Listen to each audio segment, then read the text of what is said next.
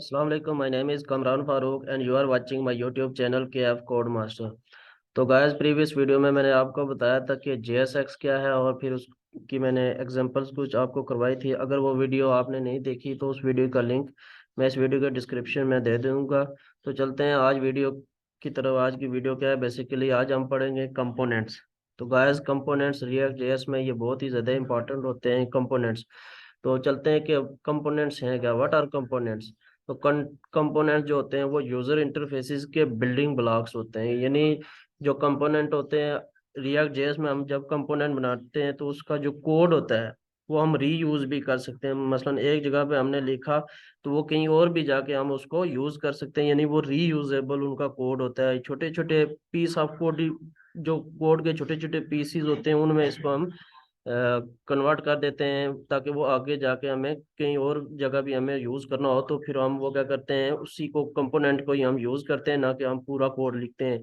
इसी वजह से हम क्या करते हैं, रिएक्ट जेएस में जो भी बनाते हैं उसको एक छोटे छोटे कंपोनेंट, जैसे हेडर हो गया, फुटर हो गया, इसके अलावा और भी बहुत सी छोटी छोटी सेक्शंस जो होती हैं उनको हम कंपोनेंट्स में कन्वर्ट कर देते हैं, ताकि जो हमारी वेब एप्लीकेशन और जो एंड्रॉयड एप्लीकेशंस हैं उनके जो क्रिएट करने में हमें आसानी होती है, उनके बनाने में हमें आसानी होती है कंपोनेंट्स को यूज करके। तो नीचे आते हैं कि इसकी टाइप्स कितनी है कंपोनेंट्स की।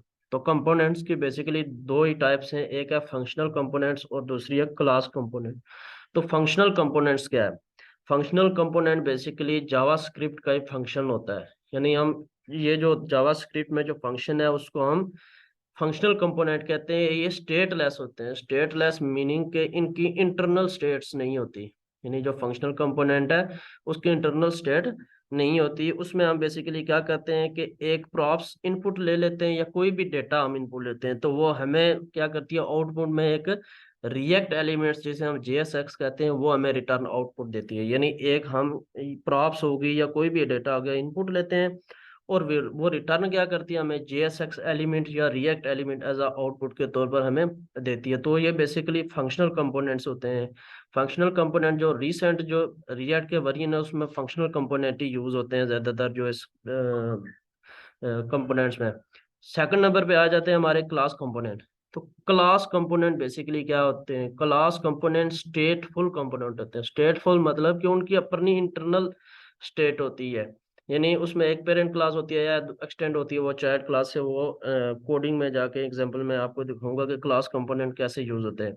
ये जावास्क्रिप्ट की एक बेसिकली क्लास होती है। इसको हम डिफाइन कर देते हैं कि क्लास, और आगे जो हम कंपोनेंट बनाते हैं उस हिसाब से वो बना लेते हैं। इनकी अपनी इंटरनल स्टेट होती है और इसमें एक रेंडरिंग मेथड होता है। यानी हम रेंडरिंग मेथड भी यूज करते हैं।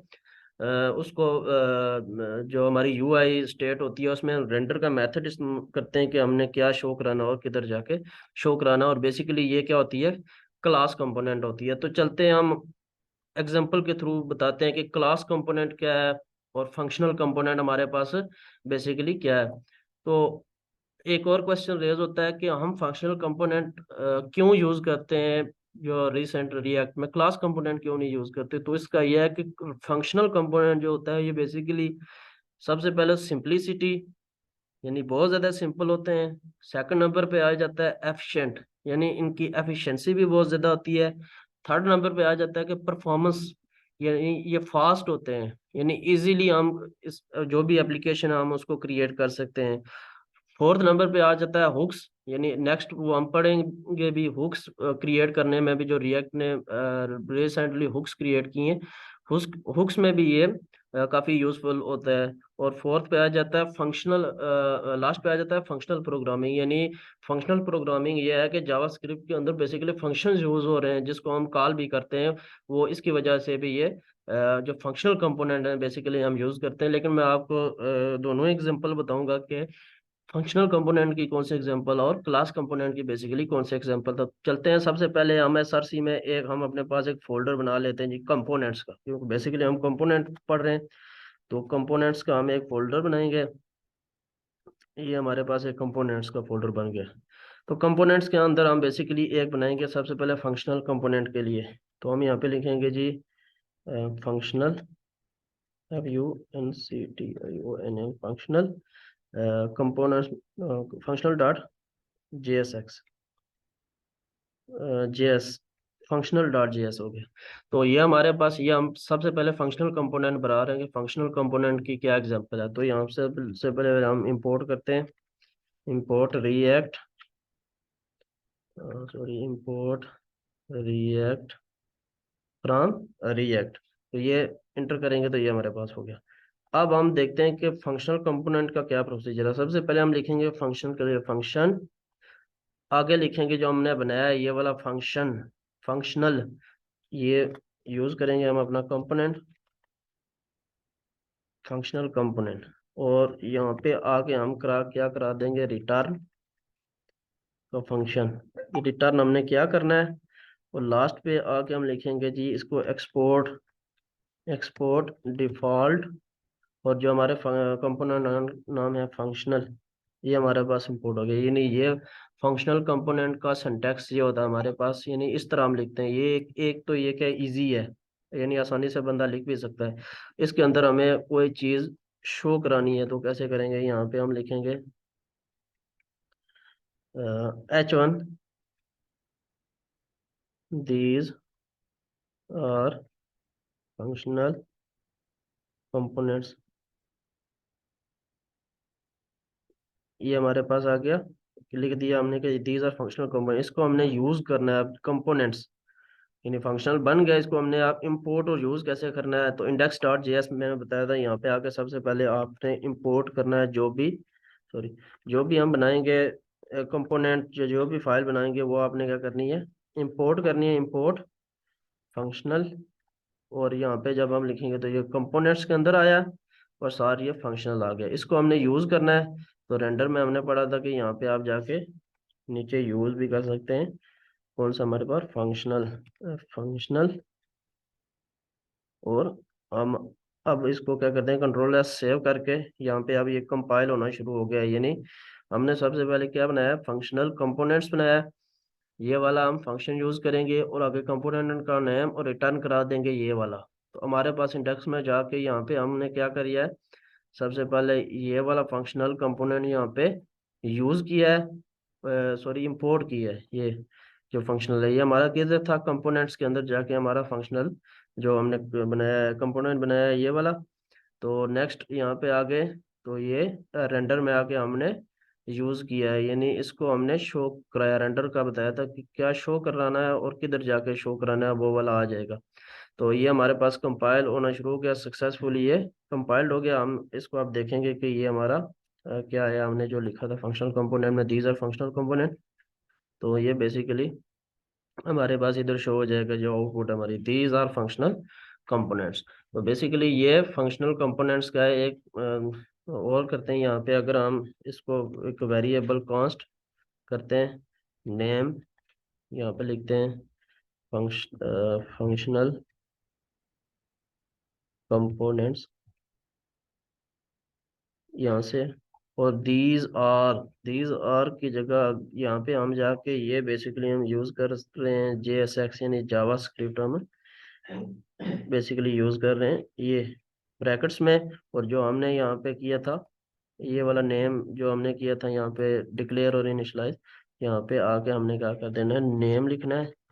इस जगह आप कंट्रोल एस करना है। अब हमें हमारे पास आना चाहिए functional, these are functional, functional components. तो हमने देखा कि ये हमारे पास आ गए जी, दीज आर फंक्शनल कंपोनेंट्स। ये जो हमारे पास आके, यानी इस तरह से भी आप कर सकते हैं, ये पास करके नेम और यहाँ पे स्टेट वगैरह लिख के यहाँ पे कर सकते हैं। सेकंड पे अगर हम एक और लिखें यहाँ पे, तो CONST कॉन्स्ट, यानी वो समझे कि वो नेम हो गया, ये एल नेम, यानी लास्ट नेम हम कर देते हैं जी, दीज आर एफिशिएंट, एफिशिएंट, ये किया। और नीचे आके यहाँ पे हमने स्पेस दे के कर दिया, हमारे पास क्या है, एल नेम, एल नेम यानी लास्ट नेम हम कर देते हैं इसको, कंट्रोल एस करते हैं। तो हम देखते हैं कि हमारे पास ये भी आ गया नीचे, दीज आर एफिशिएंट, दे देखे। यानी सबसे पहले हमने इस तरह भी हमने देख लिया कि इस तरह जो है वो डिक्लेयर करके कांस्टेंट, कांस्ट के थ्रू, वेरिएबल के थ्रू हम कैसे उसको JSX यूज करके भी फंक्शनल कंपोनेंट को यूज कर सकते हैं। तो ये था हमारे पास फंक्शनल कंपोनेंट जो हम रिसेंट रिएक्ट के जो वर्जन है उसमें यूज कर रहे हैं, क्योंकि ये बेसिकली एफिशिएंट होते हैं। दूसरी अगर हम क्लास कंपोनेंट की बात करें तो उसमें क्या होगा, यहाँ पे आएंगे एक बनाएंगे कंपोनेंट क्लास, यानी जो अब जब हम लिखेंगे तो ये कैपिटल में लिखेंगे, सी बड़ा, यानी जो आप बताया अभी तक क्लास डॉट जेएस। यहाँ पे क्लास डॉट जेएस आ गया, यहाँ पे इंपोर्ट करेंगे, इंपोर्ट रिएक्ट फ्रॉम रिएक्ट, और यहाँ पे जाके अब फंक्शन नहीं यूज करना, अब हमने क्या यूज करनी है, क्लास, बेसिकली CLA+ क्लास। और आगे जो फंक्शन का नाम कंपोनेंट का नाम है क्लास, यानी सबसे पहले ये तो क्लास आ गया और ये कंपोनेंट आ गया ये हमारे पास। और यहाँ पे हम यूज करेंगे एक्सटेंड्स। एक्सटेंड्स बेसिकली क्यों यूज करते हैं, जो हम पेरेंट क्लास होती है उसमें से जो चाइल्ड क्लास जस्ट इनहेरेंट करते हैं तो एक्सटेंड्स करते हैं, यानी ये क्रिएट करने में मदद देता है जो एक्सटेंड्स होता है। यानी वो बेसिकली इनहेरिटेंस का पढ़ा था, यानी एक पेरेंट क्लास होती है, एक चाइल्ड होती है, पेरेंट जो चाइल्ड होती है वो इनहेरिट हो रही होती है पेरेंट क्लास से। तो ये एक्सटेंड जो होता है ये बेसिकली क्रिएट करता है जो हमारे पास एक क्लास होती है नहीं। तो हम यहाँ पे क्लास हो गया, यहाँ पे नेम हो गया, एक्सटेंड, एक्सटेंड किधर कर रही है, रिएक्ट डॉट, यहाँ पे हम कोई भी लिखते हैं कंपोनेंट, कंपोनेंट्स। तो ये हमारे पास इस तरह वो कर रही है, तो ये हमारे पास एक्सटेंड्स कर रही है, यानी जो क्लास कंपोनेंट है ये इसको एक नई क्लास के साथ वो हमें एक्सटेंड कर रही है, नई क्लास क्रिएट कर रही है हमारे पास। तो यहाँ पे जो क्लास कंपोनेंट है उसमें रेंडर का मेथड भी हमने पढ़ा था कि रेंडर का मेथड भी यूज होता है, यानी रेंडर का मेथड हम यूज करते हैं जो UI इंटरफेस होती हैं उसमें जाके, यानी क्या शो कराना है, किधर कराना है शो, तो वो उधर आ जाता है, ठीक है। उसके बाद हम पढ़ेंगे, नेक्स्ट आ जाता है जी हमारा रिटर्न का, हम फंक्शन कॉल करेंगे, रिटर्न हम क्या करेंगे उसमें ये आ जाता है हमारा बेसिकली, सॉरी, रिटर्न, ठीक है। हमारे पास ये आ गया, रिटर्न का आ गया हमारे पास क्लास कंपोनेंट।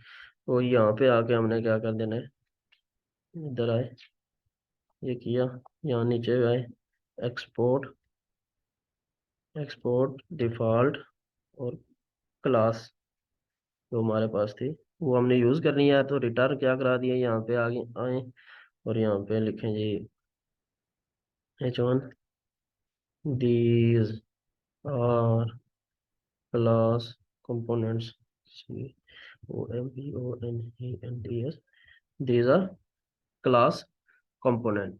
तो ये हमारा बेसिकली ये क्लास कंपोनेंट का ये हमारे पास सिंटैक्स होता है कि हमने क्लास कंपोनेंट कैसे, तो देखिए ये थोड़ा सा इजी नहीं है, इन्हें एक्सटेंड यूज करते हैं, उसके बाद रिएक्ट डॉट कंपोनेंट्स यूज करते हैं नई नई क्लास क्रिएट करके, तो ये ज्यादा इजी नहीं है। जो हमारे पास फंक्शनल कंपोनेंट था वो थोड़ा सा इजी था, अंडरस्टैंडिंग इजीली उसमें हो जाती थी। तो ये हमारे पास एक क्लास जो पहले यूज करते थे क्लास कंपोनेंट, तो ये हमारे पास क्लास कंपोनेंट का एक हमारे पास सिंटैक्स हो गया, यानी इस तरह हमने वो यूज करना है। रेंडर का मेथड भी इसमें यूज हमने करना है। तो बेसिकली फंक्शनल कंपोनेंट जो था वो हमारे लिए इजी था, उसको समझना फास्ट था, एफिशिएंट था, परफॉर्मेंस उसकी बेटर थी, इसलिए हम जो अब यूज कर रहे हैं रिएक्ट के नए वेरिएंट में हम यूज कर रहे हैं वो फंक्शनल कंपोनेंट ही यूज कर रहे हैं, ताकि हमें अंडरस्टैंडिंग में उसमें इजीली हो जाए। तो गाइस आज हमने पढ़ा कि कंपोनेंट्स क्या होते हैं, कंपोनेंट्स की टाइप्स क्या हैं, फंक्शनल है, क्लास है। फंक्शनल को हमने देखा कि फंक्शनल हम किस तरह करते हैं, उसका सिंटैक्स क्या है, किस तरह यूज करते हैं, क्लास कंपोनेंट क्या है, उसका सिंटैक्स क्या है, उसको हम कैसे यूज करते हैं। तो अगर आपने अभी तक मेरा यूट्यूब चैनल के आप कोड मास्टर सब्सक्राइब नहीं किया तो जल्दी से सब्सक्राइब करें, ताकि आने वाली वीडियो और अपडेट्स आप तक पहुंचती रहें। तो मिलते हैं नेक्स्ट वीडियो में, अल्लाह हाफिज़।